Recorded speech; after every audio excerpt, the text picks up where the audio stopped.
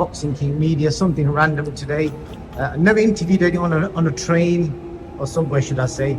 Chris Kongo, we're on our way to the Joshua Dubois weigh-in. Yeah. Do you normally catch tubes, trains everywhere, or are you a car man? Not really, you know. I'm more of I drive everywhere, you know what I mean. But it is what it is. Let's get it. We don't want to move our cars from the hotel, or there'll be problems tomorrow. You know what I mean? The big event. There's gonna be loads of people trying to get parking spaces and stuff. So yeah, man, I'll prefer to leave my car, jump on the train easier, and it's cheaper, innit? You know what I mean? Let's get on this tube before we miss it. Yes, Chris, so we're back in the game. We made it to the train. What's it like, you know, for like I said, I've never done like an interview on the train before. For like young boxers, obviously you're born and bred London, so I'm guessing catching trains all the time. Like, what's it like catching a train to the gym? Because like up north, most people like drive to the gym or just walk around the corner. Yeah, I mean, obviously when I started my career as a fighter, I used to walk down to the gyms that I trained at, and then obviously turning pro, being with Ted Danny at the girls, there was either a bus or train when I didn't have a car. So it's all right. Like obviously now you get a few people here and there noticing me and stuff, but I'm just making my journeys. I need to get to where I need to get to. Another place where I trained was at Buckhurst Hill in East London when I trained with Jimmy Mack. I was up there. I used to get trains up there to the gym. So yeah, man, it's just part of the lifestyle, isn't it? You know, and you know, when to get to somewhere, you got to get there. When people think of the train system, sometimes you think like, is it safe? Have you ever had any moments where, you know, something's happened or you've seen something? No, hardly. You know, it's just depending on what times you get on a train. You know, anything can happen at any moment, so you just gotta be vigilant regardless. And me, I'm quite on point anyway, so if I see something's not quite right down there, I'll walk down, go on a different carriage and stuff. So yeah, I'm quite sharp with it. Let's talk a little bit about your fight. I don't know if you knew or not when you were in the ring. Did you know that Anthony Joshua was supposed to leave, but I stood next to him and he said he wanted to watch you fight. So he stood there and watched all your fight and left. Did you know that he was there during your fight? Yeah, I could see him. Obviously, I was mainly communicating with Ben, but I could see he was sitting behind my brother. When we're in the gym, he's watching. You know, I'm watching him, he watches me. I think like being in the gym with him, he might pick up something from me. I might pick up something from him. Well, not might, we definitely do. We pick up stuff from each other as fighters. So it's always good, you know, the stuff that we're working on, and good to see it come alive in the ring. And from me seeing certain things he's been working on for this fight, for me to see it come alive in the ring tomorrow, it's going to be a beautiful thing.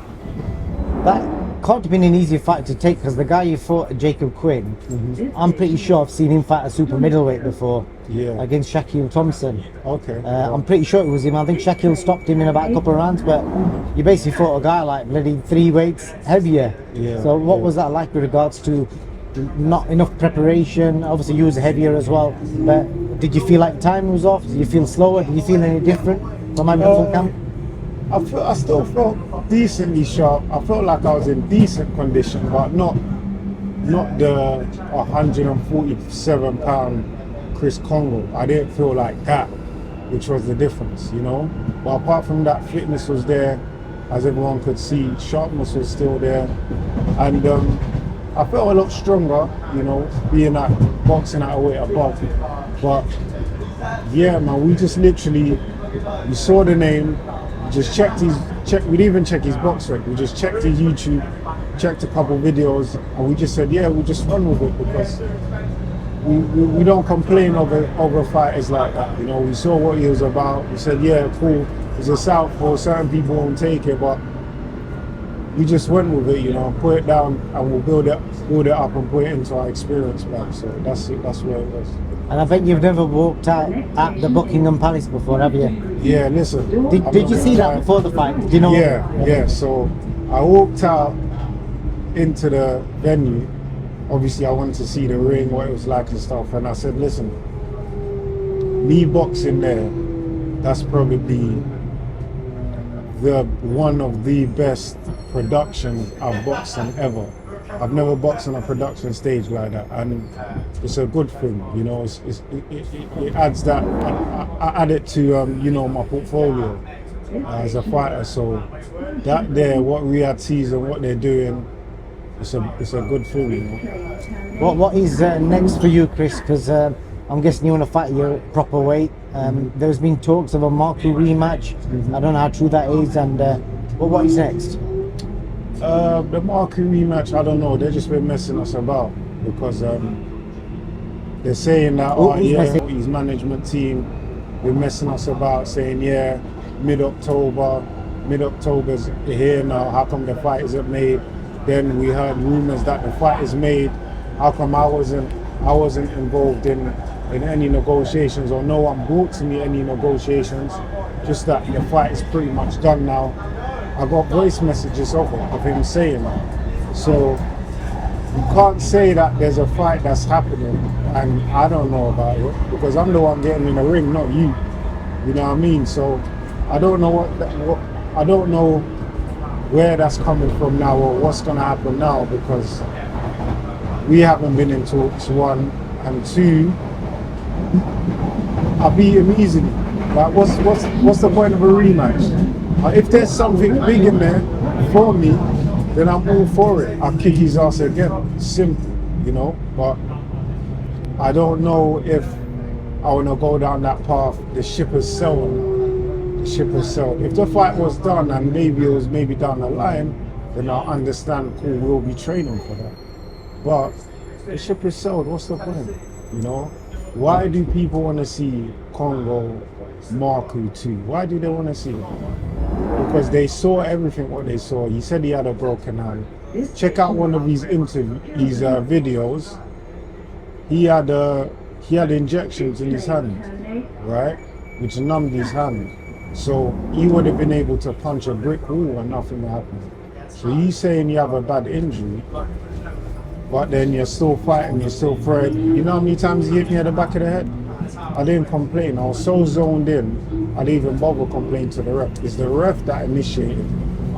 So, is he next, or? I doubt it. He's next. You know what's next is probably, like I said, after my fight, a European title or maybe an interim title that we can go for. You know, I believe we can make that step next, and it's a step that I want. It's how I want to step up now. So yeah, let's see where we go from here. Last thing I want to ask you, obviously you spent a lot of time around AJ. Tell me what's he like as a person, as a personality to be around, because obviously people, we see him in the press conferences, he doesn't give a lot away, but what's he actually like, you know, AJ, the person? Well, he's a professional. That's what he's like. I don't want the professional, I want the real talk. What's he like on the road? I mean, he's just AJ, he's just himself, you know. He's a humble guy, such a down-to-earth person, and he's a person you don't forget things. Even little things like asking how my nephew's doing, you know, asking my brother, seeing my brother, saying hi to my brother as soon as he's in the gym, having conversations with him. And he's just that type of person, man. He's got such a clean heart. He's so clean-hearted, man. Yeah, he's a blessing. Share any stories, anything that's happened during camp? I know you said he asked about your nephew, but yeah, any conversations, or just to give people a bit of an insight? When we're in the gym, we just talk about boxing. Like, does he drop any bars? He's boxing. Nah, we ain't dropped bars yet. Maybe next camp, I might ask him to drop some bars. Let's see. But I think he's just a lovely person to be around. Like, seriously. So it's good that we have him in the camp now, and I'm happy. And when he first joined, he was like, "Is this what you lot have been getting?" We're like, "Yeah, well, we're happy you can get it now, you know." So it's a blessing, like I said. Chris, any last messages before we get off at our stop? I mean, no last messages, just keep looking out. I'm going to be a lot busier than what I have been in the last couple years. So just big up all the supporters, big up Disturbing Sports, of course, big up them, my family, big up obviously Mr. Spencer Brown, Riyadh Season, Turkow Sheikh, my whole team, Barry Smith, Ben Davison, Lee Wiley, and just big up the performance center, man. So yeah, there's a lot to look out for us. From us, obviously we got. I think next is Joe Cordino was supposed to be next, but I think Royston is next, and then obviously you got Shabazz. He's in a massive fight. So and then you got Pat McCormack. You got Campbell Hatton. So there's a lot of us that's gonna stay busy. So look out for us. Chris, pleasure as always. Bit different this one. I hope people watching this don't get dizzy watching the train moving behind you. Thank you for your time.